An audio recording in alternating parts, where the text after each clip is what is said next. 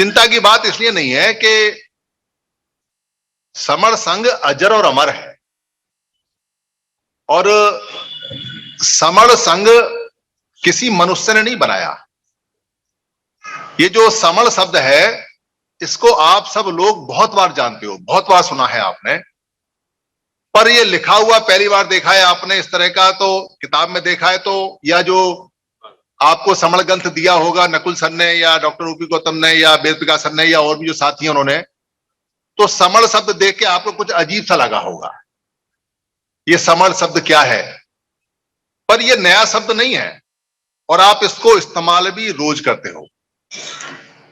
जैसे आप इस्तेमाल करते हो धम्म, पर धम्म का उन्होंने संस्कृत में बदल दिया बाद में, तो धर्म कर दिया। कम्म, कम्म का कर्म कर दिया।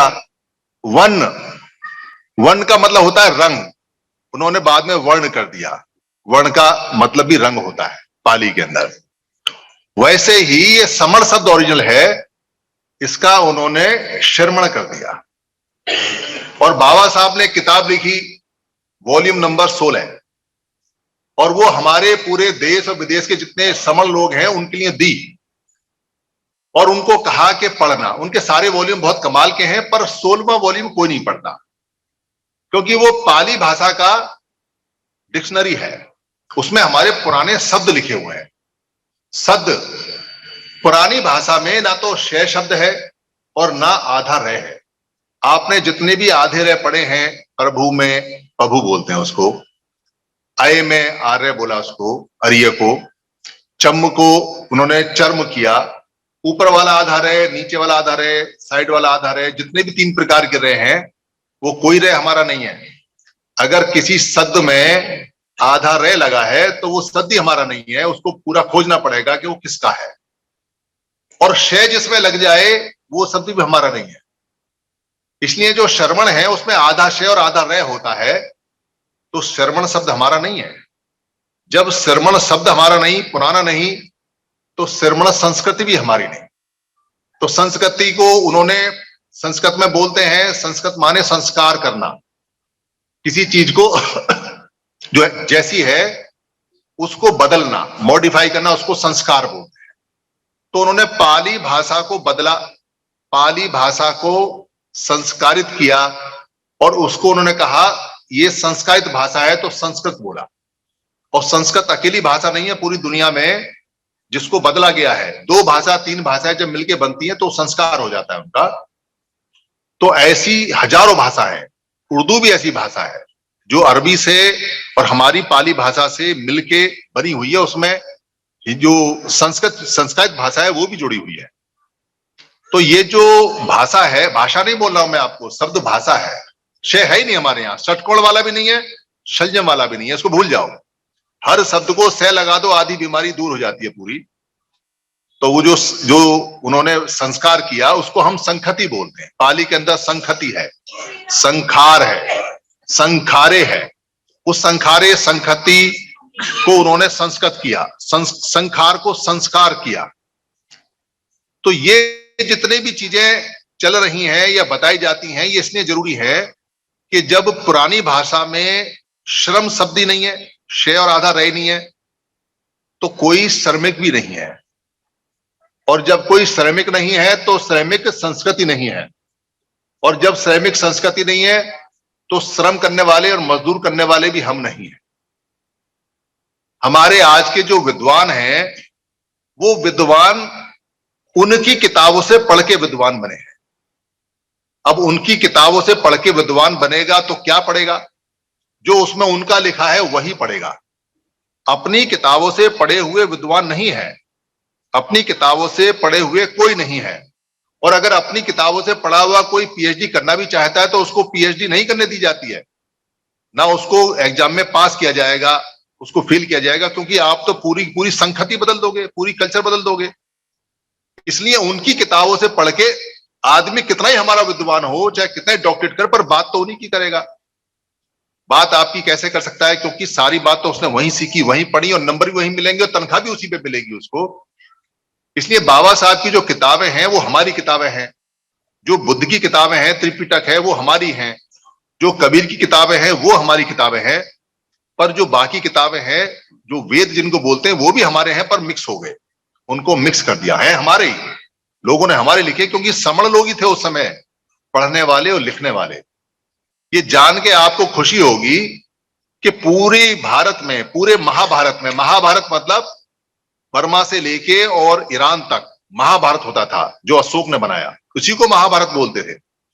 पूरे के पूरे महाभारत में जो पत्थरों पे सबसे पहले किताब लिखी, उनके जो अक्षर बनाए, वो अक्षर हमने बनाए। कैसे बनाए? कोई कह सकता है जी कहां लिखा हुआ है, बताते कहां लिखा हुआ है। आपने सुना होगा देवनागरी लिपि।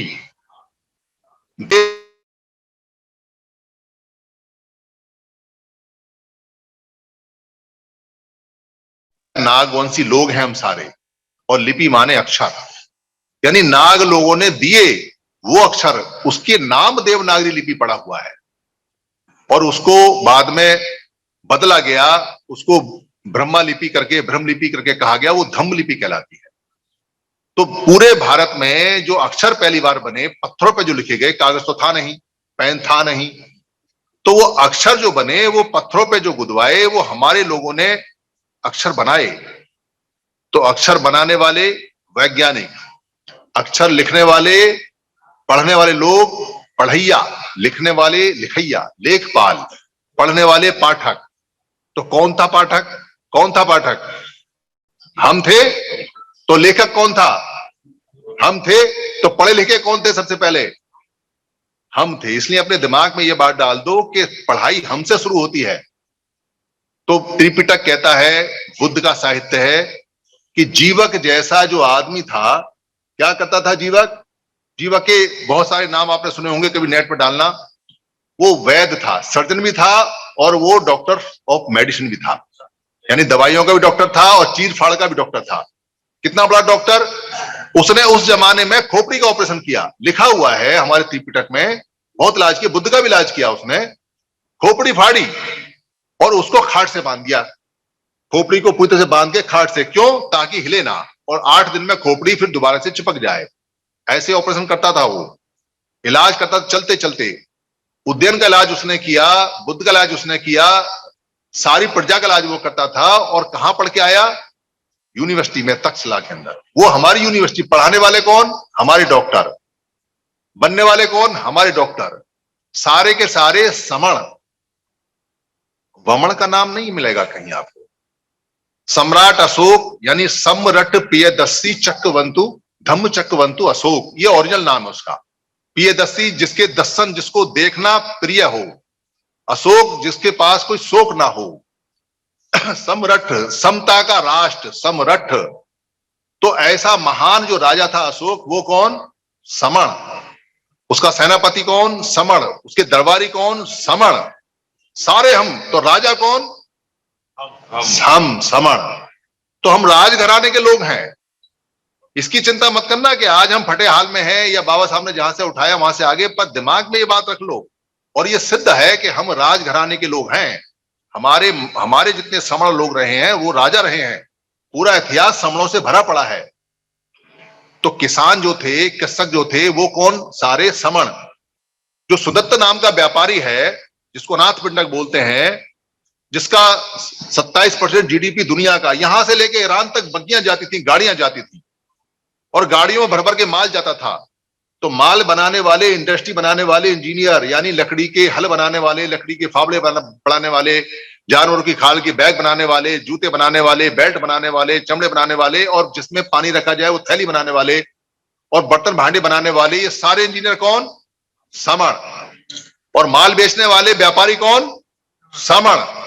तो बनाने वाले हम, व्यापारी हम, इंडस्ट्री हम, सारे समण। तो सारे समण रहे। तो सेना के अंदर सारे सिपाही कौन? समण। तो सारे सिपाही हम। तो हमारा राजा। और विश्व गुरु, अकेला विश्व गुरु जिसको आप बुद्ध के नाम से जानते हो, वो कौन? ना, समण नहीं, महासमण। उनको महा माने बड़ा। एक अकेला महासमण है, पूरी महासमण के नाम से जानते हैं। बुद्ध के नाम से जो जानते, पर भारत में महासमण के नाम से जानते हैं। उससे पता चलता है कि हम सारे समण हैं। वो हमारा बाप, हमारा दादा, हमारा परदादा विश्व गुरु है और अकेला विश्व गुरु है। तो सारे के सारे हम लोग जितने समण हैं, तो भाई समणों की तारीफ करोगे, कुछ बमणों की भी कर लो। इतनी भी क्या लड़ाई है, दुश्मनी थोड़ी है हमारी, हम तो किसी की दुश्मनी रखते नहीं। क्यों डॉक्टर साहब, रखी हमने? तो आओ बमणों की तारीफ कर लेते हैं थोड़ी सी, आपको काम आएगी। आपके दरवाजे पे आके एक व्यक्ति याचना करता है, मैं याचना करता हूं एक गरीब याचक ब्राह्मण कुछ दो, तारीफ है, और वो छुपाता नहीं।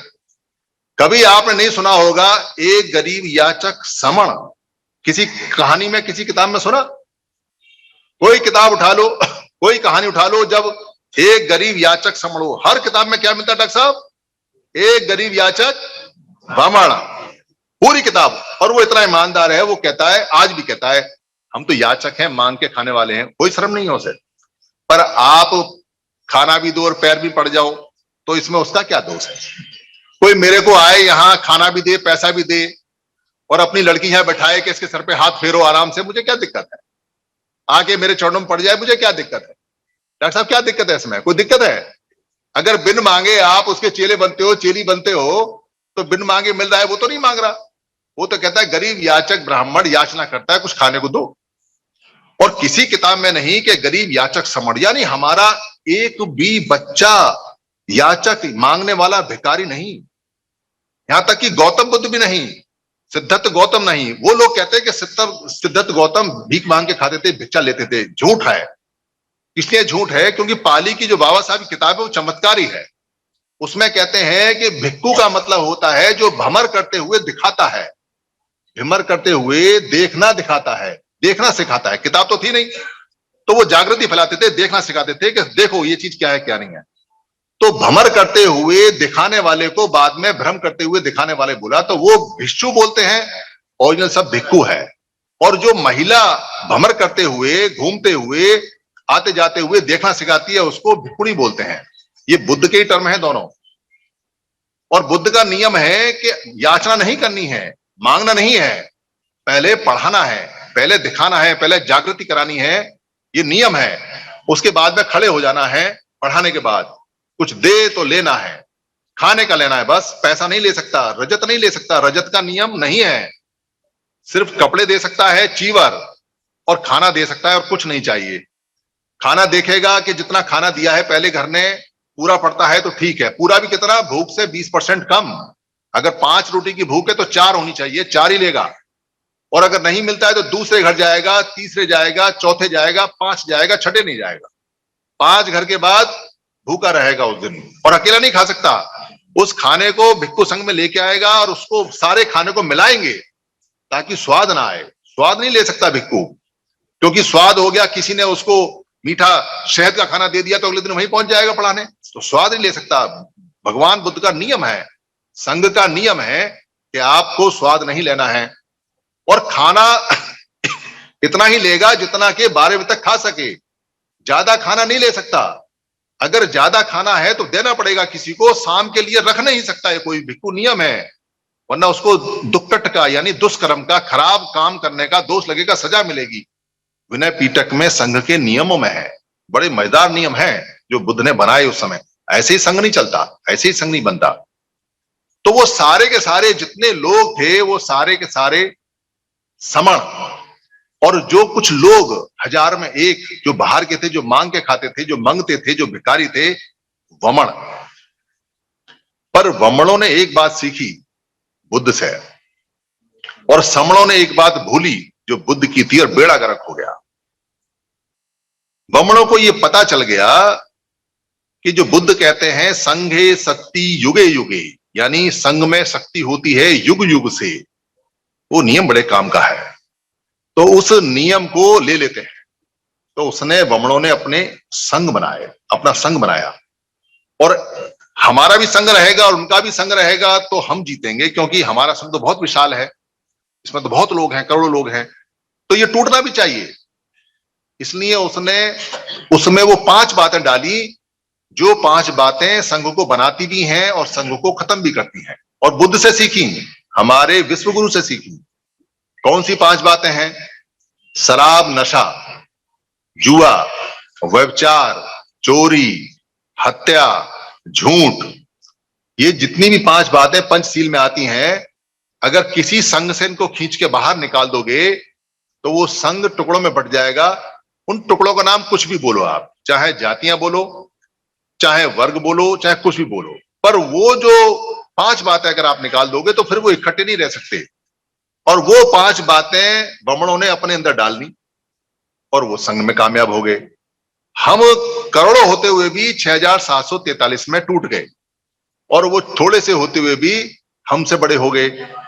संघ का नियम बुद्ध का, बुद्ध जैसे व्यक्ति क्या कहते हैं, बुद्धं शरणं गच्छामि, बोधि की शरण में यानी ज्ञान की शरण में जाना है।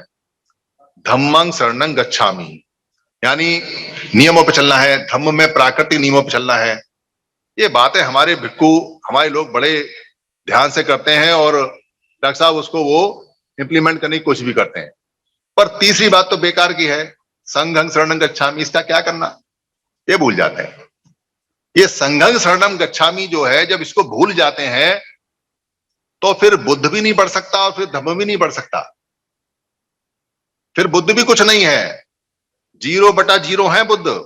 बेशक दुनिया के सबसे बड़े ज्ञानी हैं, क्यों है 0/0? जब बुद्ध को ज्ञान प्राप्त हुआ पेड़ के नीचे, सिंपल सा साधारण सा ज्ञान था। क्या ज्ञान प्राप्त हुआ कि अगर पाप कर्म करोगे तो दुख आएगा और पाप कर्म छोड़ दोगे तो सुख आएगा, बस इतना ज्ञान प्राप्त हुआ।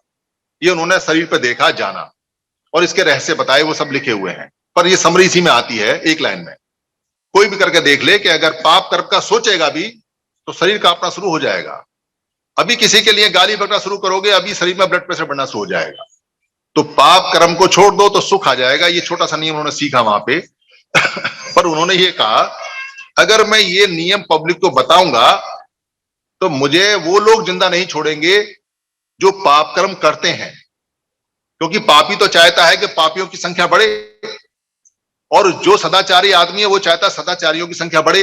तो पापी लोग मारेंगे, काटेंगे, तो सुरक्षित कैसे रहूंगा, बात को फैलाऊंगा कैसे? तो कहां से बौद्ध गया से पैदल चलते हैं और बनारस पहुंचते हैं अपने 5 साथियों के साथ और उनको समझाते हैं कि मेरे को ज्ञान प्राप्त हो गया, सीखो। और जब वो सीख लेते हैं तो संघ बनता है। उस दिन के बाद से सिद्धार्थ गौतम यानी बुद्ध कभी भी अकेले नहीं रहे, मरने तक संघ में रहे और संघ को छोड़ के कभी गए नहीं और संघ के साथ चले, इसलिए जीवित रहे। बहुत हमले हुए उन पे, उनके खुद के भाई ने हमले करवाए पर वो सुरक्षित रहे। और उनके जाने के बाद भी ये जो धम्म चला और पूरी दुनिया में फैला, ये इसलिए फैला क्योंकि संघ काम कर रहा था। और इसी संघ से सीख कर ईसा मसीह ने लेह लद्दाख के बुद्ध में आए, पैदल पैदल आए एक बुद्ध विहार में, और वहां उन्होंने धम्म सीखा और अपने यहां संघ बनाया और वहां मंक बनाए और वहां नन बनाए दूसरे नाम से, पर नियम यही लिए। और ईसा मसीह के मरने के बाद में उनके सक्सेसर यानी उनके खानदानी मोहम्मद साहब ने फिर संघ बनाया और फिर संघ चलाया। वही संघ जो यहां से गया वो चल रहा है। सरदारों ने, सिखों ने संघ बनाया, जाटों ने संघ बनाया, सब ने संघ बनाया, क्योंकि सब जानते हैं कि संघ से शक्ति होती है और शक्ति से उन्नति होती है, समृद्धि होती है और सुख होता है। क्यों होता है? क्योंकि पुराने इतिहास में, बुद्ध के इतिहास में एक घटना ऐसी नहीं है जब हमारी बहन बेटी की इज्जत लुटी हो, किसी ने हत्या की हो हमारे बच्चे की। बहुत बड़ी बात है हत्या और इज्जत लुटा तो। किसी को अबे तबे कहा हो ऐसा भी नहीं, किसी को नीच कहा हो ऐसा भी नहीं, किसी को गाली बकी हो ऐसा भी नहीं, किसी की तरफ आंख उठा के भी देखा हो ऐसा भी नहीं, क्योंकि संघ था। और संघ टूटा तो स्थिति कैसी हो गई, जैसे जंगल के अंदर हिरणों का झुंड संघ में है और शेर उसके आस दाएं बाएं घूमते रह देते हैं पर हमला नहीं करते, पता है कि झुंड है, खा जाएगा। पर जैसे ही कोई मनचला हिरन और ये चेक करता है कि देखूं अकेला मैं कितना ताकतवर हूं और मेरा कोई क्या कर लेगा, उसको ये गुमान हो जाता है कि मेरी वजह से शायद ये सब बचे हुए हैं, और वो जैसे निकल के बाहर जाता है शेरों का झुंड उसको दबोच लेता है। ऐसे ही शेरों का झुंड, जो शेरनियों का झुंड है, वो झुंड में चलते हैं, बहुत पावरफुल है। और जैसे ही कोई शेर ये सोचता है कि अकेला चल के देखूं जंगल में, तो गीदड़ों का, कुत्तों का और सियारों का झुंड उसको फाड़ देता है। और ऐसे ही कुत्तों का झुंड, झुंड में रहते हैं तो वो शेर को भी फाड़ देते हैं, पर अकेले अगर रहते हैं तो उनको कोई और जो झुंड है वो उनको खा जाता है। मधुमक्खियों का झुंड छोटा सा, पर इकट्ठी रहती हैं तो किसी की हिम्मत नहीं जो उनको छेड़ दे। उनके ढला मार के देखो, वो चिपट जाएंगी और इतना काटेंगी, मार भी देंगी। चींटियों का झुंड एक साथ चिपट जाए तो छुटानी भारी पड़े, नहाना पड़े सीधा पानी में, हिम्मत नहीं किसी की।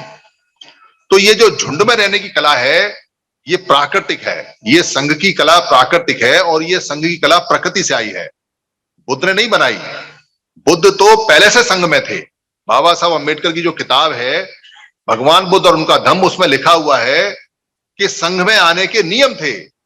और जब सिद्धार्थ गौतम बुद्ध नहीं बने थे तो उनका संघ में प्रवेश हुआ, तो उनसे सवाल जवाब हुए, और सवाल जवाब हुए, और जब उन्होंने वो एक्सेप्ट किए, जैसे ये 10 नियम है, वैसे उन्होंने वो नियम माने, तब वो संघ में आए। और उन्होंने संघ से घात कर दिया। संघ से घात क्या किया? उन्होंने रोहिणी नदी पे जो झगड़ा हुआ उसमें युद्ध करने से मना कर दिया कोलियों से कि मैं युद्ध नहीं करूंगा। तो उनको 3 पनिशमेंट घोषित की गई। उसमें एक पनिशमेंट में उनको देश छोड़ के जाना पड़ा। संघ का आदेश सबसे बड़ा होता है, संघ आदि से सबसे बड़ा होता है। बुद्ध के जो पिताजी शुद्धोदन थे, इतने बड़े जमींदार थे कि राजा पसंदी से उनकी मित्रता थी, पर ना राजा ने हिम्मत हुई कि संघ के आगे कुछ बोले, और ना जो वो थे उनके पिता थे शुद्धोदन, उनकी हिम्मत हुई। और जबकि वो इतने बड़े जमींदार थे, सजा हुई तो हुई। ये संघ की ताकत होती है। तो संघ उससे भी पहले का है। ये संघ कितना पहले का है? जब हम बंदर थे, बंदर आज भी संघ में रहते हैं। आप किसी बंदरिया के बच्चे को छेड़ के दिखा दो, अगर सारे बंदर ना आपको फाड़ के खा जाए, वो संघ आज भी है। हम वहीं से मानव बने हैं, वहीं से मनुष्य बने हैं, वही गुण हमारे अंदर है। पर 5 चीजें हमारी गई तो वो गुण भी चला गया। हमारे घर टूट गए, हमारे मोहल्ले टूट गए, हमारी सारी चीजें टूट गई, तो हमारी सारी चीजें चली गई। ये बात जो हमारे संत हैं उन्होंने बहुत सिखाई हमको। उन्होंने खूब कहा हमसे, एक ओंकार, एकीकरण, एक उंगली उठा उठा के एक बताया। पर हमारे जो होनहार लीडर हैं गुणवान, उन्होंने क्या कह दिया? एक ईश्वर, एक के बारे में बात करें, बस वही है। वो ईश्वर के बारे में बात नहीं करी। हमारे किस संत ने, वो तो मानते नहीं थे, ईश्वर हमारा शब्द है ही नहीं।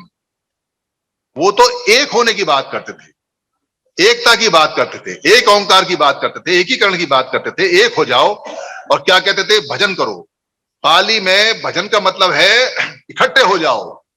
पाली में भजन का मतलब गाना नहीं है। पाली में भजन का मतलब है इकट्ठे होता है।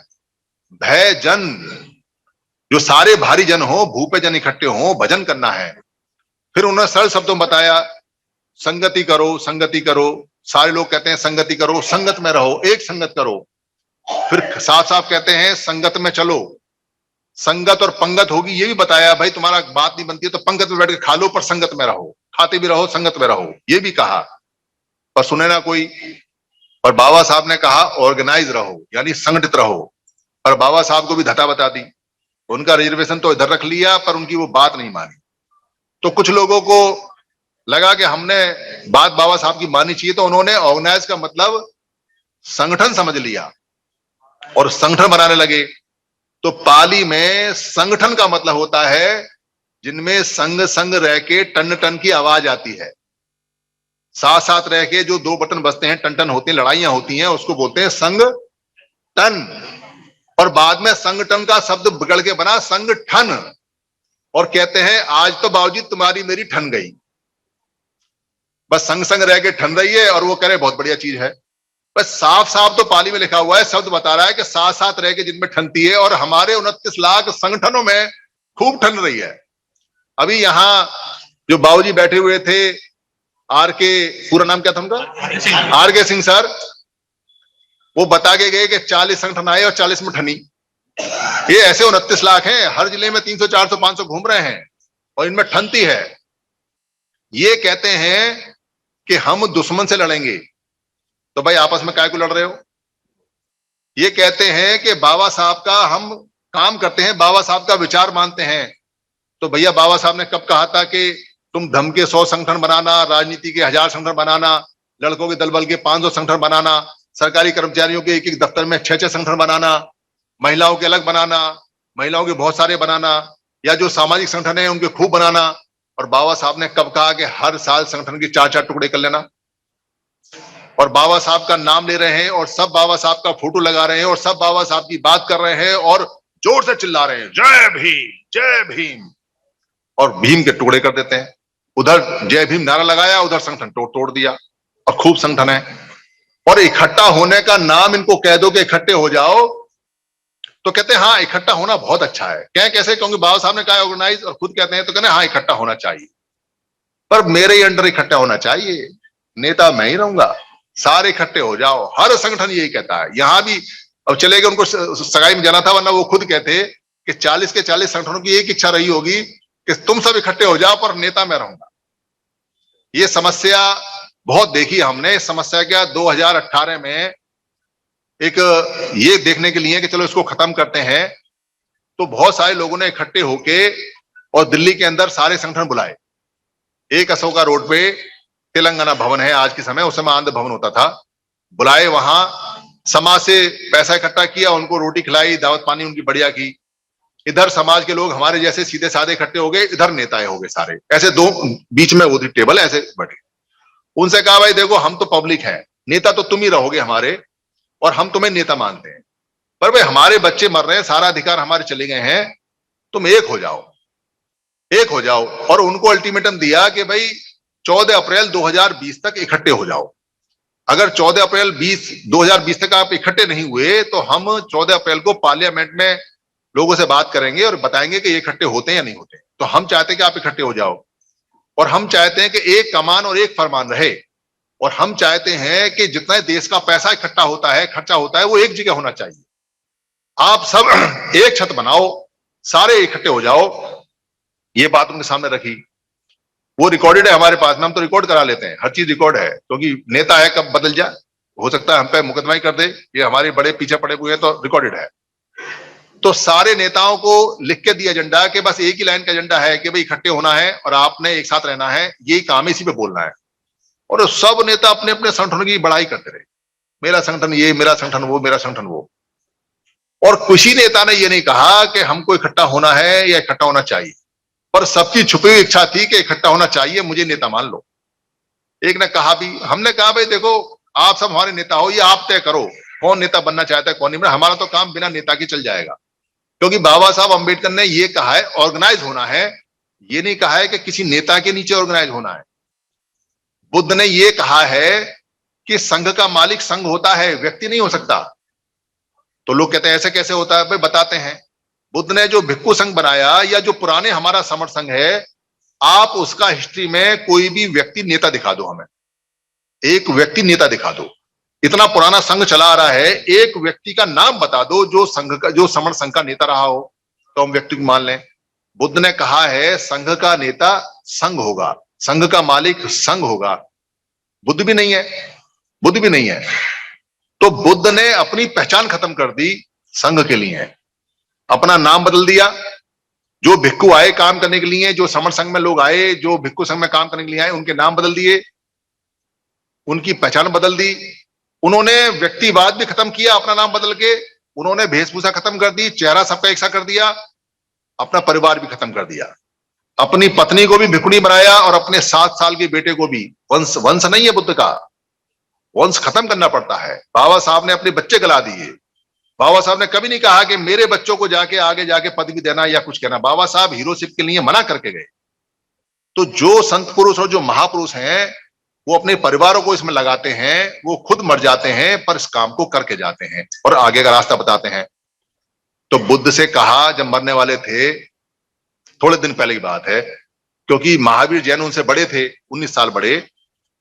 तो चेला आया भगा हुआ बुद्ध का, तो उन्होंने कहा कि भंते भंते बोला करते थे, कोई बड़ी उपाधि नहीं थी बुद्ध के पास। बुद्ध भी भंते बोलते थे और बाकी भंते भी बुद्ध को भंते ही बोलते थे, दोनों एक दूसरे को, समानता थी।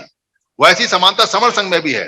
हर एक जो नर है यहाँ एक दूसरे को सर कह के बोलता है और महिलाओं को बहन जी कह के बोलता है, ये समानता है, ये सबके लिए है। तो कहा कि वो महावीर जैन चले गए, और महावीर जैन चले गए, गद्दी पर झगड़ा हो रहा है, उनके चेले गद्दी के लिए लड़ रहे हैं, कौन मालिक है कौन नहीं। तो देखो यहां इतना बढ़िया सिस्टम आपने बनाया है, आप ना किसी को पहले ही नॉमिनेट कर दो ताकि आपके बाद में इसको संभाल लेगा और फिर झगड़ा नहीं मचेगा। तो बुद्ध को हंसी तो आती नहीं थी, क्योंकि जो बुद्ध हो जाते हैं वो पूरे दिन प्रसन्न रहते हैं, मुदित मुद्रा में रहते हैं, पर दांत फाड़ के नहीं हंसते, नहीं वो बस हल्का सा मुस्कुराते हैं या देखते हैं बस। तो बुद्ध ने कहा कि अगर तुमको कोई संशय है कि धम्म में कोई कमी है या मैंने तुमको कोई बात नहीं बताई है तो मैं जीवित हूं, पूछ लो। पर धम्म इतना पावरफुल है कि ये अपना रास्ता खुद निकाल लेता है, और धम्म का मालिक धम्म होगा, संघ का मालिक संघ होगा। और जिसको मुझे देखना हो, वो कहते हैं बुद्ध कहते हैं कि अगर मुझसे मिलना हो तो धम्म को देखना। धम्म की किताबें हैं, धम्म सब जानते हैं, आजकल तो सीख रहे हैं, तो कहते हैं कि मैं धम्म में मिलूंगा। और बाबा साहब कहते हैं कि अगर मुझसे मिलना हो तो उनके वॉल्यूम को देखना, वो उनका जो विचार है उसको देखना। विचारों में व्यक्ति जिंदा रहता है, शरीर तो आते जाते रहते हैं। ये बात बड़ी छोटी छोटी सी और बड़ी समझदारी वाली बात थी। तो समर संघ आगे बढ़ा, बाबा साहब का कारवा आगे बढ़ा, बुद्ध ने जो बनाया वो आगे बढ़ा, और धम्म पूरी दुनिया में फैल गया। पूरी दुनिया में धम्म फैला, पर संघ नहीं फैल पाया।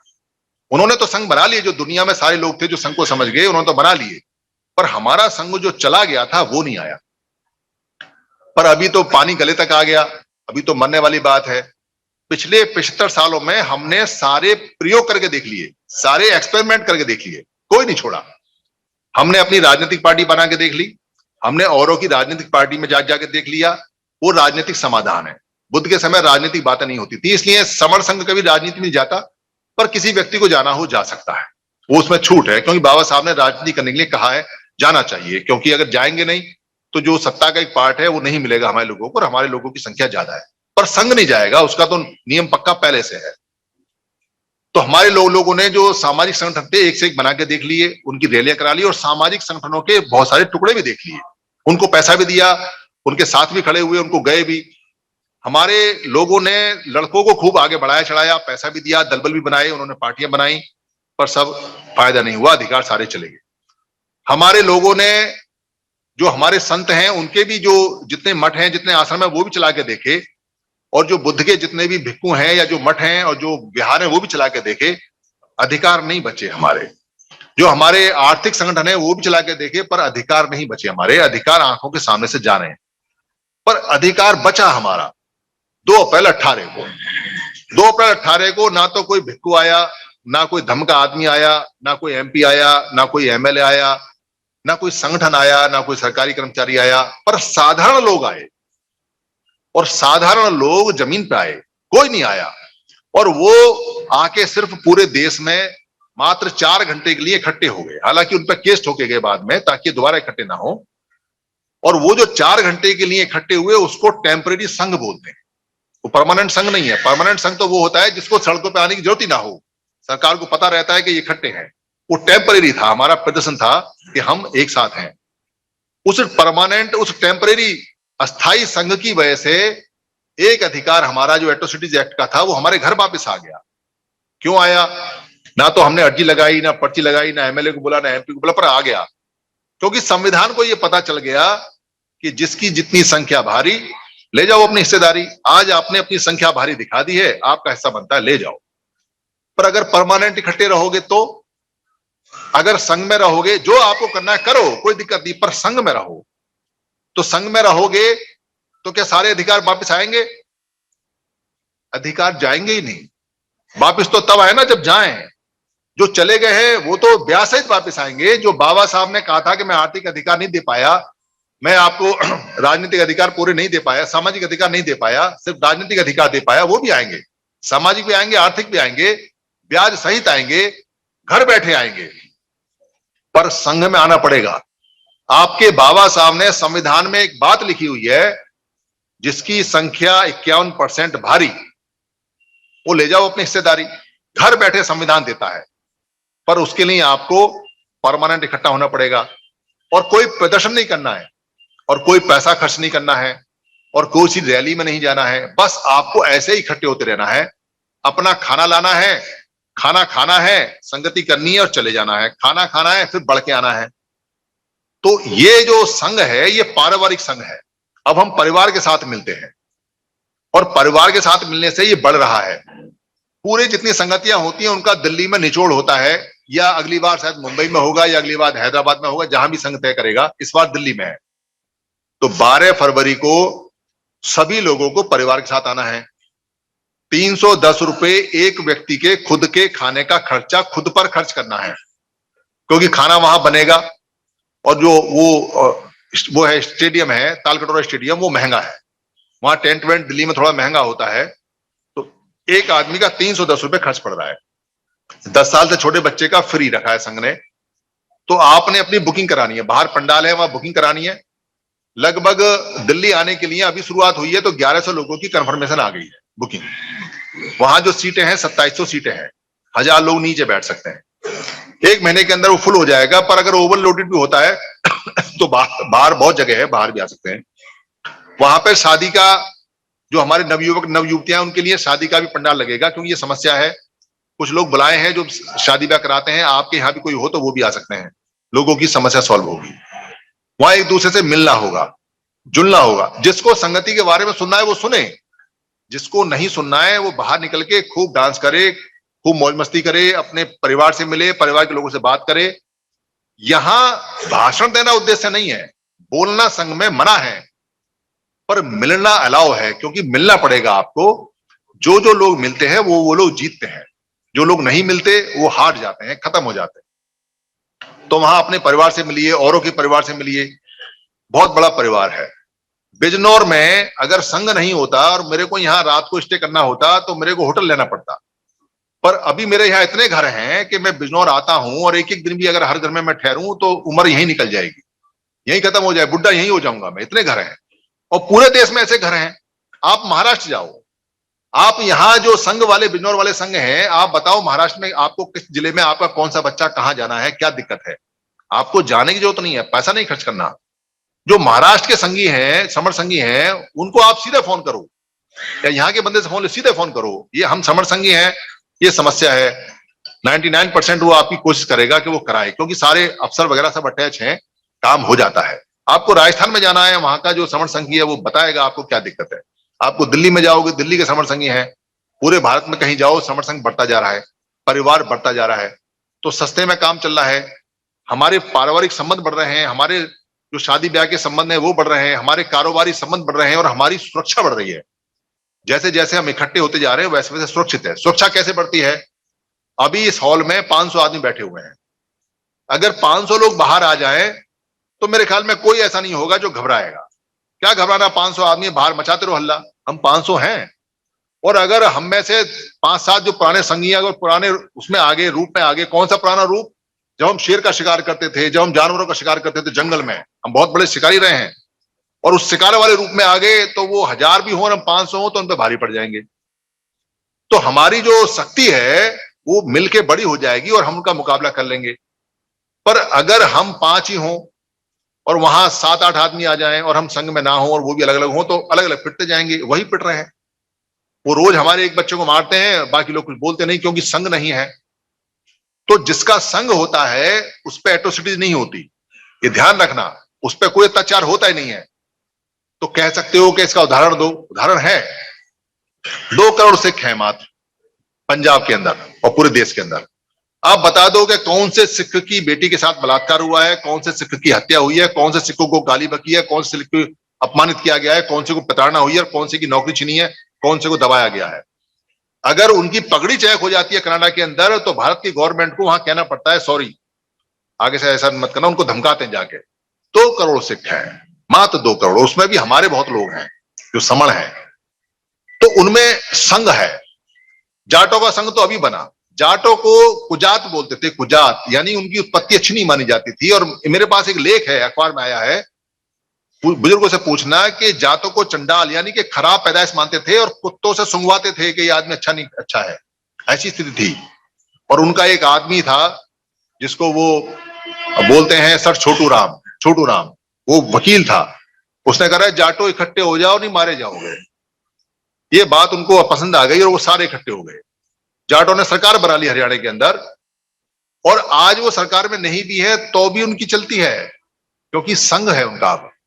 वो सब इकट्ठे हैं, है वो समण ही, पर वो वमन जैसा व्यवहार करते हैं। अगर वमन जैसा व्यवहार करते तो हमें कोई दिक्कत नहीं, वो रहे अलग। पर इकट्ठे होने की कला बता रहा हूं आपको कि संघ में आने का फायदा क्या है। इसमें थोड़ा समय लग सकता है संघ को बड़ा होने में, परिणाम आने में। क्यों? क्योंकि ये डिपेंड करता है कि आपने लोग कितने जोड़े, आपने मेहनत कितनी की। जैसे अभी दिल्ली में जो संगति लग रही है उसमें एक एक व्यक्ति ने अपने 100 रिश्तेदार जोड़ लिए। तो संघ ये कहता है कि आपने पड़ोसी नहीं छेड़ने, आपने, क्योंकि रसीद बुक तो यहां है नहीं, चंदा तो है नहीं, पर आप किसी को संघ समझाने जाओगे तो पड़ोसी के पास नहीं जाना, सबसे पहले अपने भाई के पास जाना, अपने बहन के पास जाना, अपनी पत्नी के पास जाना, अपने पति के पास जाना, और उसका खर्चा जमा करवाइए और उसको बताइए कि हम संघ के साथ हैं। फिर अपने बच्चों को जोड़िए, फिर अपने जो और भाई हैं उनको जोड़िए, फिर जो ससुराल पक्ष के लोग हैं, साले सलेज जीजा, फिर उनको जोड़िए, फिर उनके रिश्तेदारों को जोड़िए, फिर फूफा मामा को जोड़िए, ताऊ चाचा को जोड़िए, फिर आप अपने दोस्तों को जोड़िए। इतने जब जोड़ लोगे उसके बाद पड़ोसी के पास जाना। हमारे लोग क्या करते हैं, सीधे सीधे पड़ोसी को जाके पूरा भाषण पिला देते हैं। ना भाई को पूछेंगे ना बहन को सुनते नहीं, ना तो भाई सुनता, ना बहन सुनता, ना बीवी सुनती, ना पति सुनते। उन्हें कौन सुना तो भगा देंगे, भाग से क्या बोलते रहते टाँ टाँ टाँ टाँ। तो उनको तो समझा नहीं पाते। सीधे पड़ोसी कहता तेरे घर में तो चलती नहीं, तेरे घर में कोई पूछता नहीं, तो हमको समझाने आ गया। पर चूंकि संघ राजनीतिक नहीं है, संघ में कोई ऐसी समस्या नहीं है, इसलिए आप कहोगे ये हमारा बड़ा परिवार है। देखो, अगर जिंदा रहना है और जीतना है और जो अधिकार बाबा साहब लेके आए, अगर वो दोबारा वापिस चाहिए, वो जा चुके हैं। आपकी सबकी नौकरियां जा चुकी हैं, आपके बच्चों को नौकरी मिलेगी तो प्राइवेट मिलेगी, अब है ही नहीं। और हमारे पास जमीनें बहुत थोड़ी सी हैं, 2-4 लोगों के पास में जमीनें हमारी जा चुकी हैं। हमारे पास इंडस्ट्री नहीं है, हमारे पास में जो पढ़े लिखे हमारे बच्चे हैं उनके लिए रोजगार नहीं है, विदेश में हमारा कोई सेटल नहीं है। हालांकि विदेश में समर्थन संघ के लोग हैं, पर वो कितनों को सेट कर देंगे। तो विदेश में ज्यादा लोग नहीं है हमारे पास में शासन सत्ता में लोग ज्यादा नहीं है।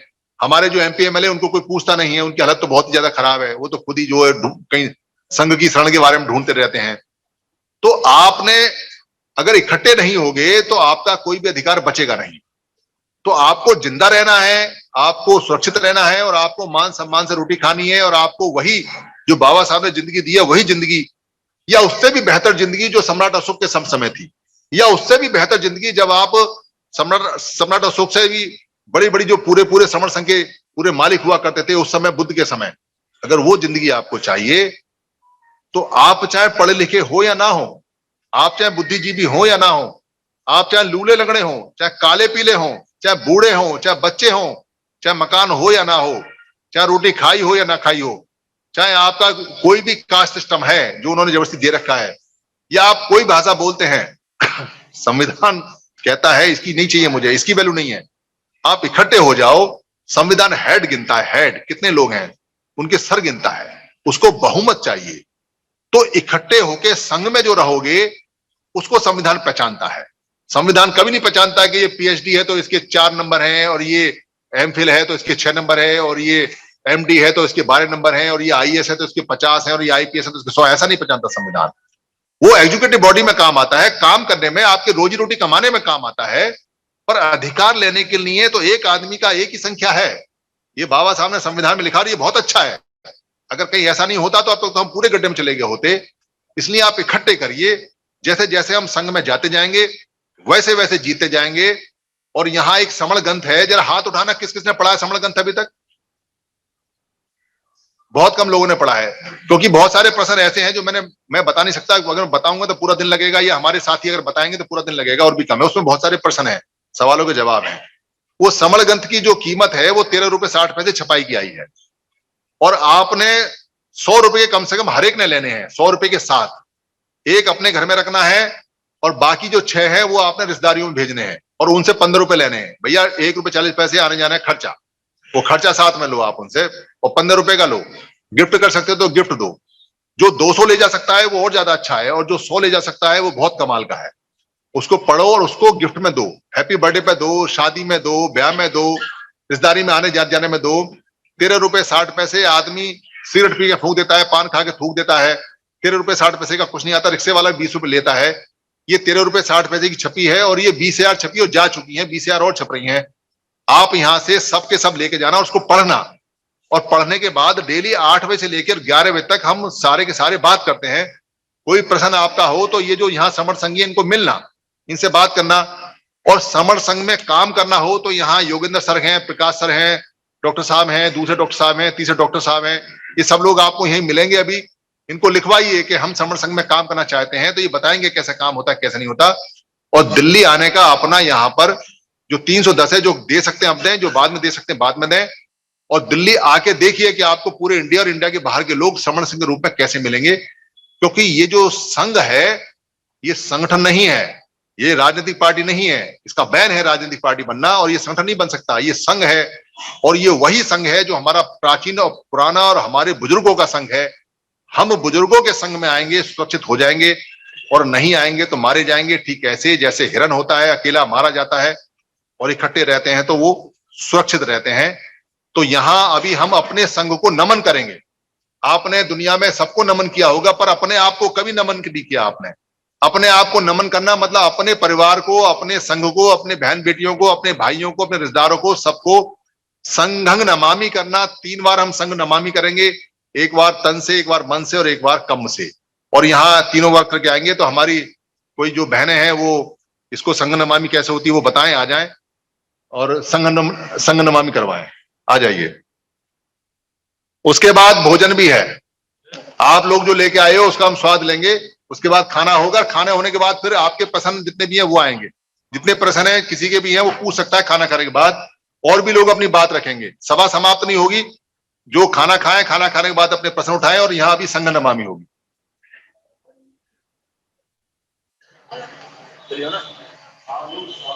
साधु साधु साधु।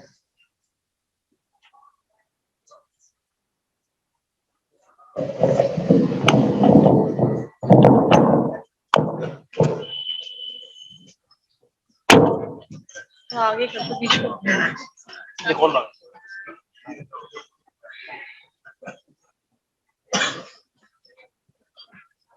अरे सुन रहा है।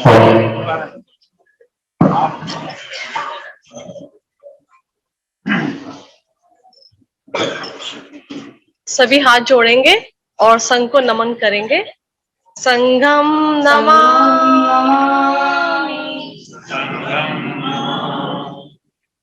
संघम नमामि, संघम नमामि। साधु साधु साधु।